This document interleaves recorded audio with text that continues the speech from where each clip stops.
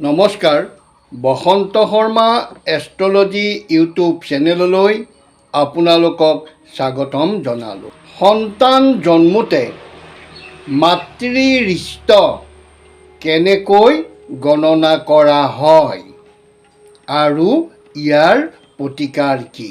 আমি যেতিয়া সন্তান জন্মাৰ পিছত গণনা কৰোঁ, তেতিয়া আমি সকলোৱে গণনাকাৰীক সোধোঁ যে এওঁ মাতৃৰিষ্ট, পিতৃৰিষ্ট বা ভাতৃভগ্নীৰিষ্ট কিবা পাইছে নেকি? এই ৰিষ্টসমূহ কেনেকৈ উলিয়ায়, এই বিষয়ে মই আপোনালোকক জনাব বিচাৰিছোঁ। আজি জানক মাতৃৰিষ্ট। জন্ম কুণ্ডলী চক্ৰত বা আখৰাখনত যিটো চক্ৰ আঁকে, এই চক্ৰটোক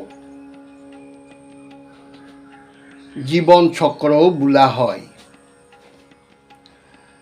তাত আপুনি লগ্ন বুলি লিখা দেখা পাব।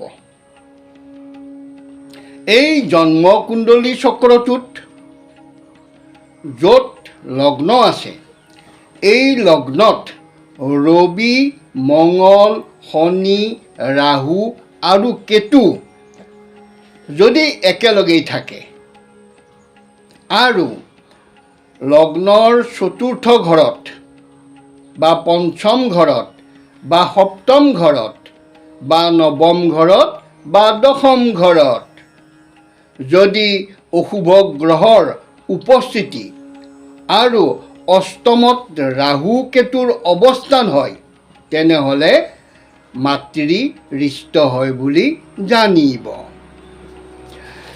এইবাৰ জানক, যদি শুক্ৰ পাপযুক্ত হ'লে ইয়াৰ চতুৰ্থত পাপগ্ৰহৰ অৱস্থানে জাতকৰ মাতৃৰিষ্ট হয়। আকৌ জানক, লগ্নৰ সপ্তমত ৰবিৰ অৱস্থানে জাতকৰ মাতৃৰিষ্ট হয়। এই ৰিষ্ট খণ্ডনৰ অৰ্থে আপুনি গৰখীয়া সেৱা কৰিব